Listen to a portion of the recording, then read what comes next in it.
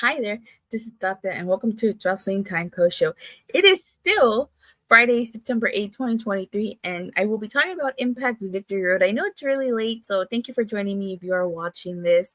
It was really busy earlier in the night. I did a review of the Royal Rumble 1990, which I recorded and will be available on A Plus Hero Report.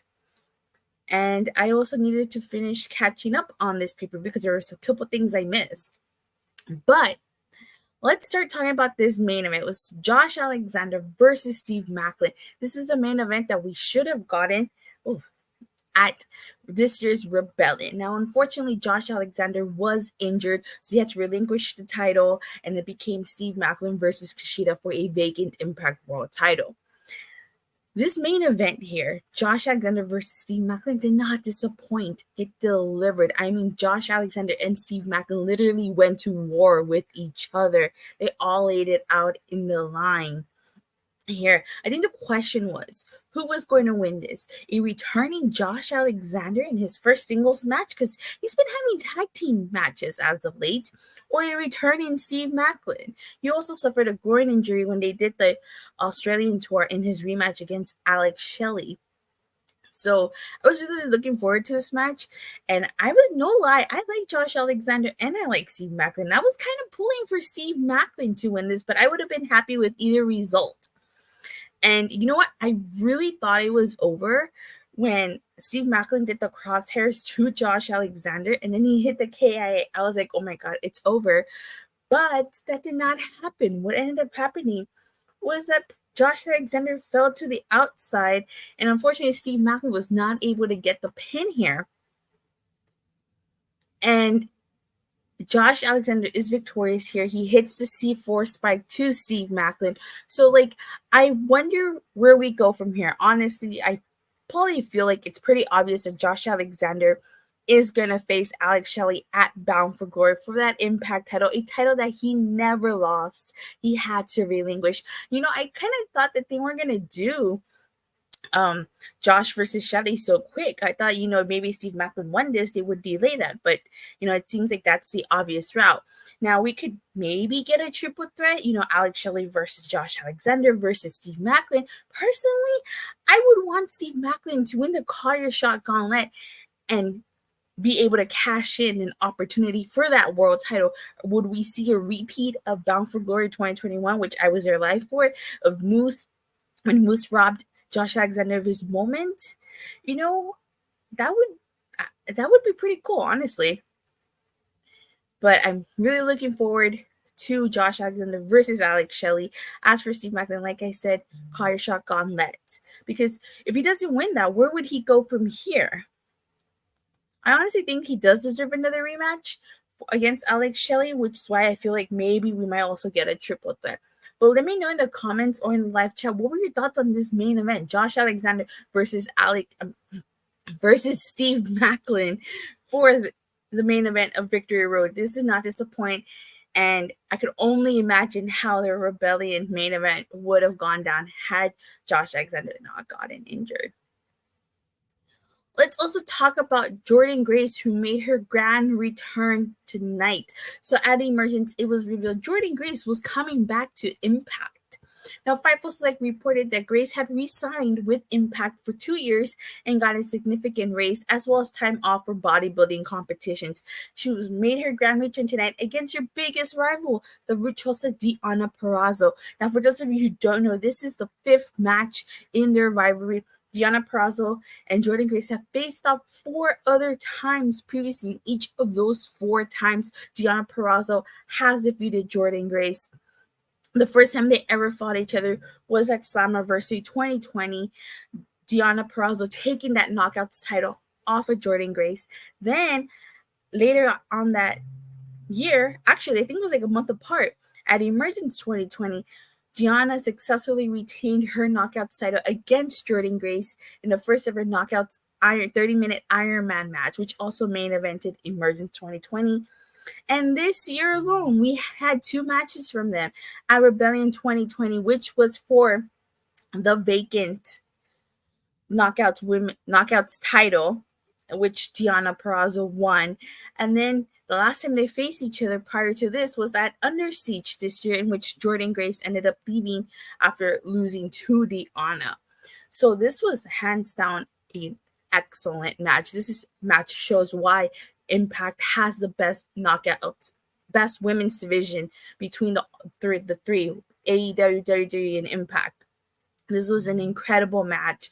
I mean, Jordynne Grace definitely came back with a mission, and that was to beat Deonna Purrazzo here. She won with the Grace River, which surprised me a bit because I thought she was going to use the Muscle Buster, which is also a move that she likes to use a lot. So I was not surprised Jordynne Grace won here. I was actually thinking Jordynne Grace is going to win. As much as I like Deonna Purrazzo, I knew she wasn't going to win because she's been on the losing streak. I mean, she lost twice to Trinity by submission. So what I think is going to happen here, Jordynne Grace beats Deonna. Where does Jordynne Grace go next? She's going to go face Trinity, probably. She's probably going to be Trinity's next opponent at Bound for Glory. I mean, I suspected that, and that's why I felt Jordynne Grace had to win this. There was no way Jordynne Grace can make claim for Trinity's Knockouts title if she lost to Deonna, especially after Trinity beat Deonna twice by submission. So I feel like that's where we go with Jordynne Grace. Deonna seems to be on a losing streak here, so I'm very curious to see what they do. Is character change coming? Personally, what I would like for Deonna to go to New Japan or Stardom, wherever Julia is, and attack her and challenge her for that New Japan Strong Women's title. That's what I want. Give me what I want. I mean, they fought at Multiverse United, but it was a 4-way. Julia did not pin Deonna, okay? She did not pin Deonna, and we got a taste, a small preview of what a match between Deonna and Julia would look like. Give me what I want. I want that as the singles match. But for right now, where Deonna goes from here, I could possibly see her maybe going on, like, she's probably, that's what I think, for her to go to New Japan or Stardom to face Julia. But very interesting character development for Deonna here. I mean, 2 losses to Trinity and 1 loss to her biggest rival, Jordynne Grace, who she's always beat. That's got to do something to Deonna, and I'm all here for it. I cannot wait to see what they do with that storyline. Okay. So, tonight's Victory Road actually kicked off with Alan Angel's Open Challenge. This is on the Countdown to Victory Road, I might add. And Alan Angel said this was open to past and present. It ended up being Guido, Maritato. Unfortunately, due to some technical difficulties, we weren't able to see the match in its entirety. It seems like Impact lost feed. But when it did came back, we saw a little bit of the match. We saw Angels get hit by a single leg drop kick. He also got a leg drop to the back of the neck. And Alan Angels was victorious here with Angel Wings. So, of course, that was going to happen. I didn't not think that he was going to lose to Guido Maritato. Now, we need to see more of Alan Angels. We've seen some of his and we've seen what he can do. He's incredible. He's no longer just a number. He's no longer Alan 5 Angels, that's for sure. I feel like he got saddled with the design storyline for a bit, and that kind of held him back. But now that he's on his own again, I want to see more from him. Maybe he potentially becomes X Division champion. If not later this year, maybe next year. I could definitely see him becoming X Division champion. I mean, he had an incredible showing in that Ultimate X match. I mean, he gave everybody a low blow. So, but what did you guys think of this open challenge? I know the Impact losing life, it kind of, put a damper on this, but it wasn't bad from what we saw. Also on the Countdown to Victory Road, we got PCO walking towards the building. You know who runs him over? Bully Ray, because they're supposed to face each other later on in the night. But that's not all Bully Ray does, actually.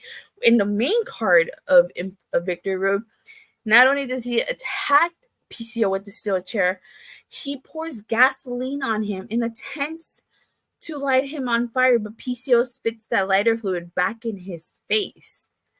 Bully was really trying to get out of that match. As he said, he wanted the man Carl. He didn't want the monster that was PCO. Also, on Countdown to Victory Road, we get the most professional wrestling gods, Moose and Brian Myers, versus former Impact Tag Team champions ABC. Now, of course, we all know ABC was screwed out of the Impact tag titles by the Rascalz. And, they're trying to get those tag titles back. And the most professionally gods as well. If you guys saw the Go Home show to Impact, we had the most professionally wrestling gods. We had Sami Callihan and Rich Swann, as well as Joya, all try to make claim for those tag titles. So, I thought this was a good match. ABC was obviously victorious, which is what they need if they try to make a claim to regain those tag titles. And I cannot wait for their rivalry with the Rascalz, because that's what we're going to get. The main card kicked off with the X Division Championship match. It was Lio Rush versus Kushida. Now, if you guys remember, Lio Rush took the title off Chris Sabin at Slammiversary in a few minutes. I mean, that I wanted to see the match between them, and I'm surprised we didn't get Lio Rush versus Chris Sabin here for that X Division title. So it was a really short match. I still wonder what happened there. I didn't read anything about Chris Sabin getting hurt or injured, so I wonder if that was part of the storyline. And you guys know Kushida did win the Ultimate X match, which meant he was going to become number one contender. Now, if Kushida would have won this, imagine that Alex Shelley being world champion and Kushida possibly cashing in option C to face Alex Shelley. That would have made for a great storyline. However, there's probably a bigger storyline to be told with Lio Rush and Chris Sabin here. I honestly really enjoyed this match, and this was the right match to start off Victory Road with. I kind of wanted to see Lio Rush do the hoverboard lock on Kushida here, like he did to Kevin Knight on the Go Home show to Victory Road, but that didn't happen. There were some shenanigans going on in here when the referee had the back turn. Of course, Lio Rush gave Kushida a low blow, and he hit the final hour, and so Lio Rush successfully retained his Knockouts title here. Again, where I think Lio Rush goes from here, he's definitely got a rematch with Chris Sabin, and I'm sure he will stop at nothing to make sure Chris Sabin does not take that title off of him. We get the Knockouts tag team title match. It's MK Ultra versus the Shawtourage. As we all know, Giselle Shaw over the last couple of months has been chasing gold. She tried to win the Knockouts title. That didn't happen. She went to the tag team division. That still didn't happen. And now she's back in the tag team division with Savannah Evans, and she's trying to win the gold here. Now, I have to say, I know MK Ultra just won those tag titles at Slammiversary, and they had one title defense so far at Emergence. They survived a 4-way. If you want to see women's tag team wrestling, there you go. Check out that 4-way from Emergence.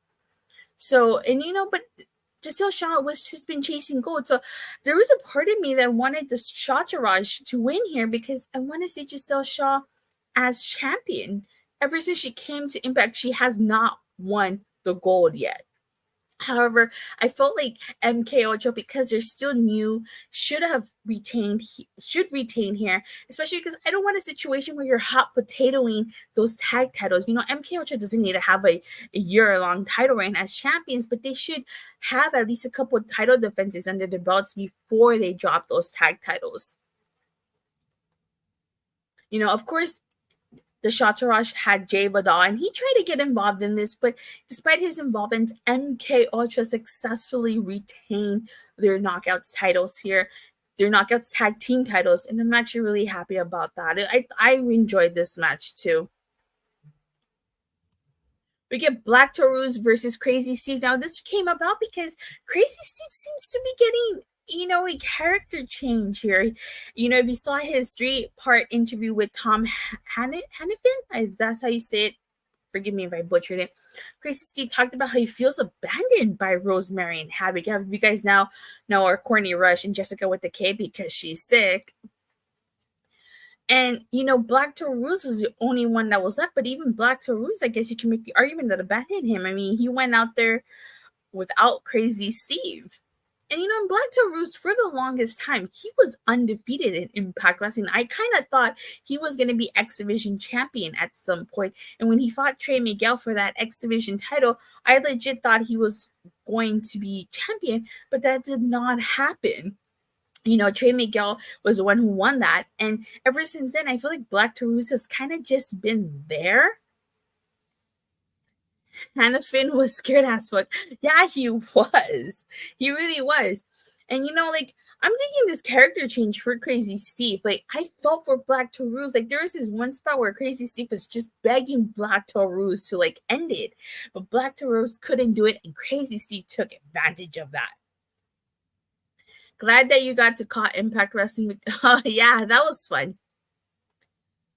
But Crazy Steve, I don't know why there was a fork under the table, but there was a fork under the table which Crazy Steve grabbed, and he tried to, gouge Black Taurus's eyes, which is something that he's been doing. I mean, he did it to poor Speedball Mike Bailey and a couple of security guards, but Crazy Steve is victorious because he gave the thumb to the eyes to Black Taurus, which he followed up with the DDT. So I am honestly just wondering where Crazy Steve goes with this gimmick. And like I said earlier, Black Taurus has just been kind of there. So I feel like Crazy Steve needed the win here, especially with this new gimmick of his and his whole new attire. He's got like that mask, looking like a serial killer from a horror movie. But what did you guys think of Crazy Steve versus Black Taurus? And where do you guys think we go with this whole storyline with Crazy Steve? Let me know in the live chat or in the comments. So we get a Tommy Dreamer interview, and he's basically talking about how he feels nervous for this match. This was the same arena where he fell in love with professional wrestling. And he says that even if Kenny K.I.N.G. King beats him, he will admit that he's a better man. And he basically says that he loves everybody. So this leads into the title versus career match. This is the Digital Media Championship. It's Kenny K.I.N.G. King versus Tommy Dreamer. If you guys remember, at Emergence, Kenny K.I.N.G. King defeated Johnny Swinger. Let me see. DK is no more unless Crazy Steve makes a new DK fashion. I don't know. I feel like if Crazy Steve makes a new DK fashion, it would be in the same way as when Deonna started the design and when they went from being Violent by Design to the design. I feel like it would be in that same category here. So I would not dig that. So post-match, Kenny K.I.N.G. King and Shelton Jean were beating down on Johnny Swinger, and Tommy Dreamer felt the need to come help Johnny Swinger, which is how we got this match in the first place. Tommy Dreamer on the Go Home Show to Impact Wrestling gave a cut of promo say that he would basically put his career on the line for this. Now, this match, the end result was not what I was expecting. I thought Kenny K.I.N.G. King was going to retain here, and he should have retained if you ask me. With Impact 1000, they could have had a huge celebration for Tommy Dreamer here, but that's not what happened. Instead, okay, let me rewind a little bit. Shelton Jean, of course, caused a distraction, and he got himself ejected. While he's being ejected, he hits Kenny K.I.N.G. King with a wake-up call. And then Tommy Dreamer hits the DDT, and he's victorious, and he is now our new digital media champion. I was not a huge fan of this match and of this result. I'm sure most people feel the same way about Tommy Dreamer. Let me see. Tommy Dreamer still got it. I wonder if Johnny Swinger is next in line for the Impact Wrestling Digital Media Championship. You know what? Now that you mention that, it kind of seems like that's the case. I mean, Tommy Dreamer kind of alluded to that fact that he would give a Johnny Swinger a chance at that title if he won.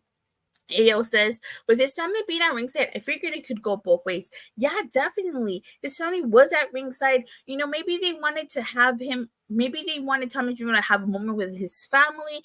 I know his mom recently passed away too, and after everything that he's been through, maybe this was, they wanted to give Tommy Dreamer one moment. But you could have also turned Kenny King into a massive heel by just beating Dreamer in front of his family. I mean, you guys, I'm not sure if you guys watch Monday Night Raw, but when Gunther defeated Chad Gable in front of his family, they zoomed in on Chad Gable's daughter crying. So imagine that.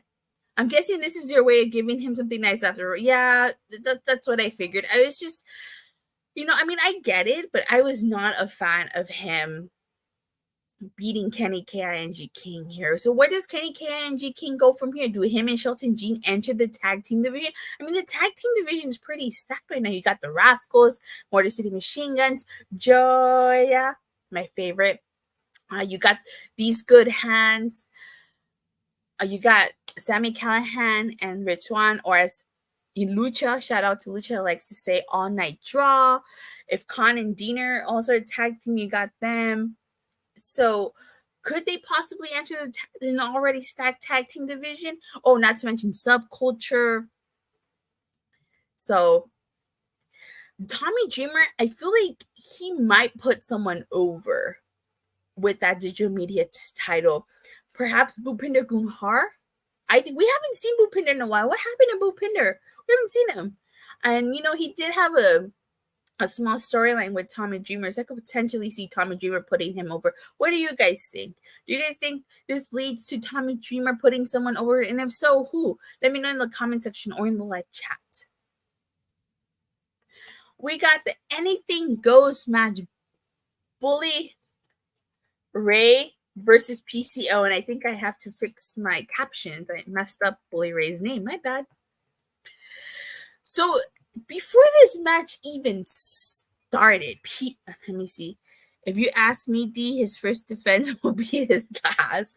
Okay, so if he's going to put someone over on his first title defense, who would you want? Let me see. This will lead to Tommy Dreamer's last ride. Oh, kind of similar to Mickey James, right? I can see them doing that. I didn't even think about that. So just right now, I could see him doing a series of matches, kind of like how Mickey James did with the knockout title. Unfortunately, she had to relinquish that belt because she got hurt. So I could potentially see Tommy Dreamer doing something similar to that. So PCO attacked Bully Ray before this match even started. Bully Ray has been trying to get out of this match for a while now. But this was actually a pretty decent match. I enjoyed it. I thought we were going to see someone get put to a flaming table. I mean, he poured that gasoline early on PCO, so I was kind of expecting a similar spot. Bobby Ray. That's what Santino Marella calls Bully Ray. Speaking of Santino, Bully Ray tried to walk away from this match, but Santino Marella and security stopped him from walking, and Bully Ray got hit with that Cobra. Because Santino had enough of Bully Ray. But PCO went through 4 tables here, proving that he's not human. Oh my God, that choke slam through the table to Bully Ray. Oh my God, that spot with the cheese crater, freaking, I don't know where he got that cheese crater from. They just pulled it under the ring. PCO gives the name the French-Canadian, the Frankenstein monster. You mean, yeah, he certainly does. That's for sure. PCO with that cheese crater to poor Bully Ray's, privates.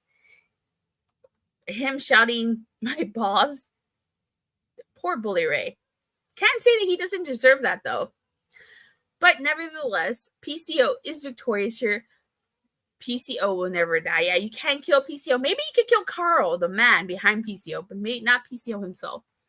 After Bully Ray gets put through a table with an Irish whip. So, victorious.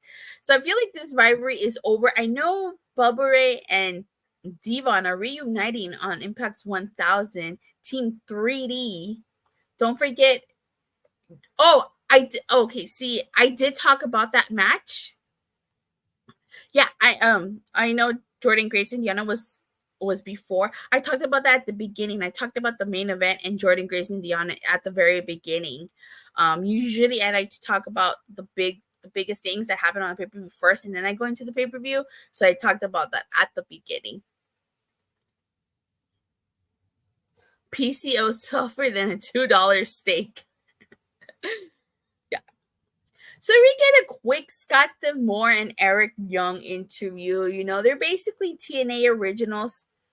Okay, gotcha. Yeah, definitely. So if you want to hear my thoughts on that, just rewind and you can see it. I don't like to repeat if I already talked about it. I know it throws some people off, but it wouldn't make sense for me to talk about it again since I talked about it. But I get you. Thanks Thanks for looking out, Ayo. Appreciate it. So, they say that they were there from the very beginning, and I'm surprised The Simpsons has not hit 1,000 episodes. They talk about Friends, Smash, and The Simpsons, who are all these great TV shows, but they have yet to hit 1,000 episodes. So, I'm surprised about that.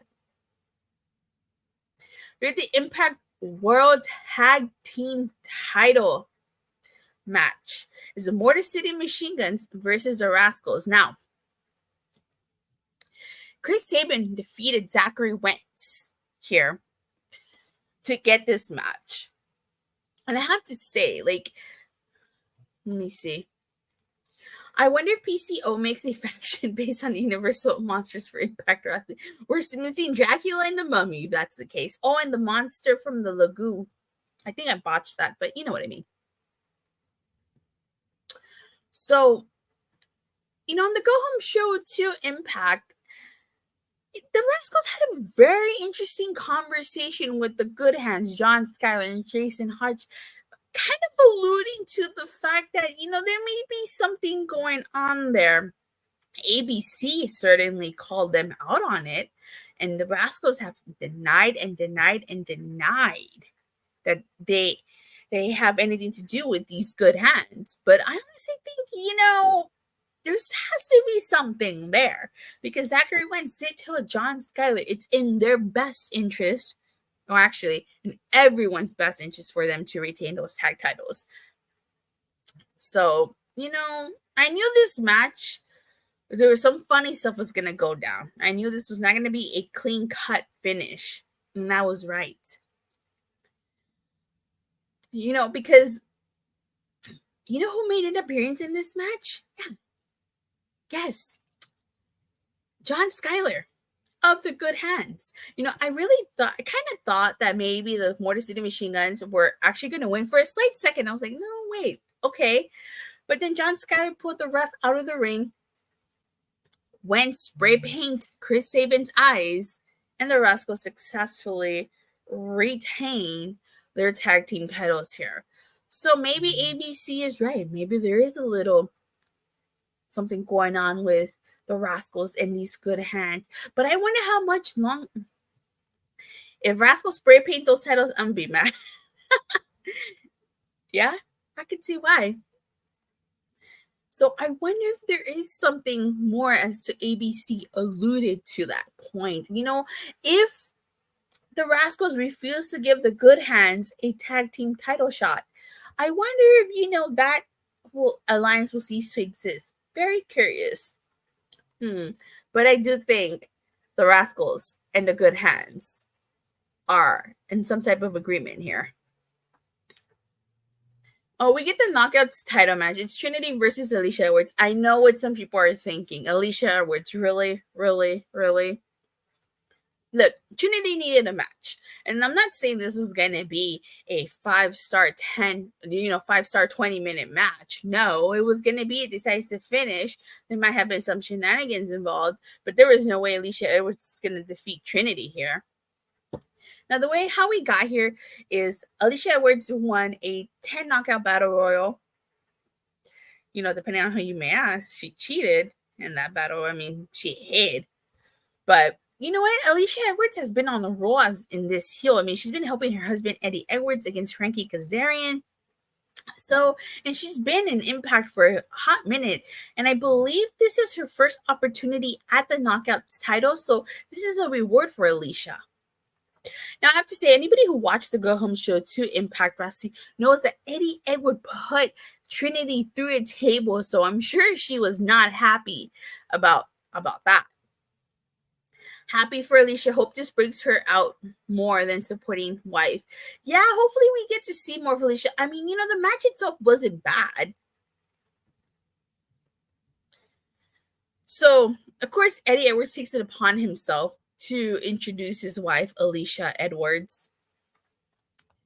Now, during this match, before I get to that, people were throwing glow sticks at Trinity, which I thought was really cool.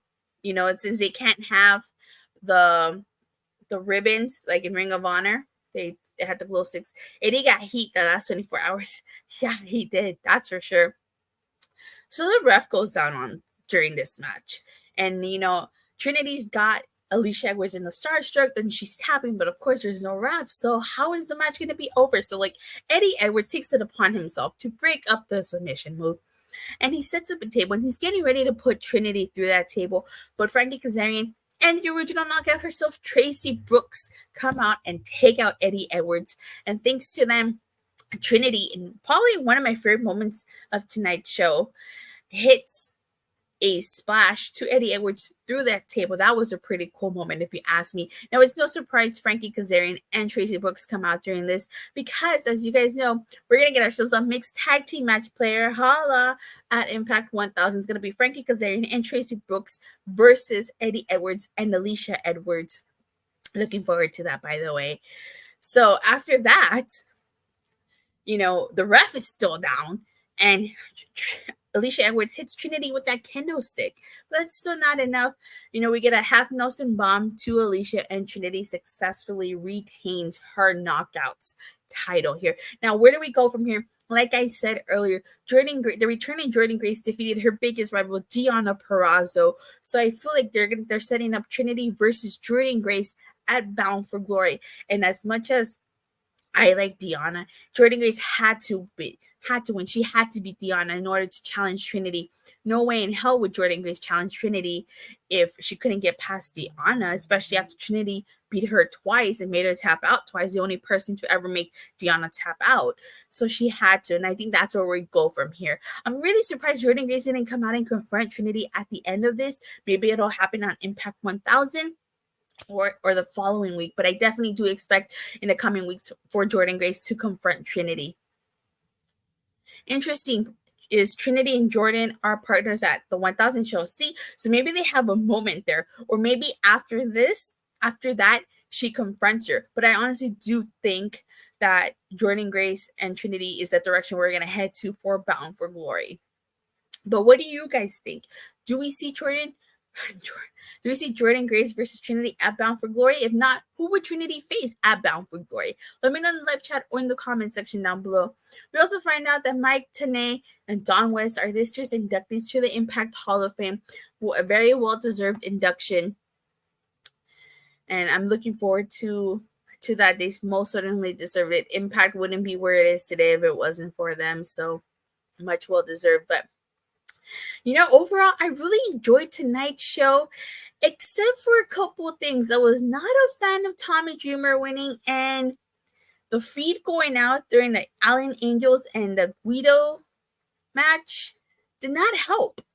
So I have to knock a few points out from that. But aside from those two things, this was an awesome show. Very excellent. People, I cannot stress this enough. People continue to sleep on Impact Wrestling, and they gotta stop. Look at this. Fantastic show. Emergence was great too. If it wasn't for those two things, I'd say I would give this show a 10 out of a Sean Spears perfect 10. But because of those two things, I have to give it an 8 out of 10. But you know what? This was still a really great show. And I'm looking forward to I cannot wait for the road to Bound for Glory to begin. So thank you guys all so much for watching and for the continued support. I stopped there because I already talked about the main event, which was Josh Alexander and Steve Maclin. And I talked about Deonna Purrazzo versus Jordynne Grace at the beginning. So if you want to get my thoughts and opinions on that, feel free to rewind and check it out. Thank you guys all so much for tuning in. I didn't expect to get that, people. I know it's late. But I was really busy, so I had to, and I missed a couple of things, a couple matches, so I had to go back and rewatch what I missed. But thank you guys all so much for watching, for the continued support. Please don't forget to like and subscribe. Make sure you hit that bell so you get notified whenever I go live or release a video. And I'll see you guys Monday after Raw. Bye.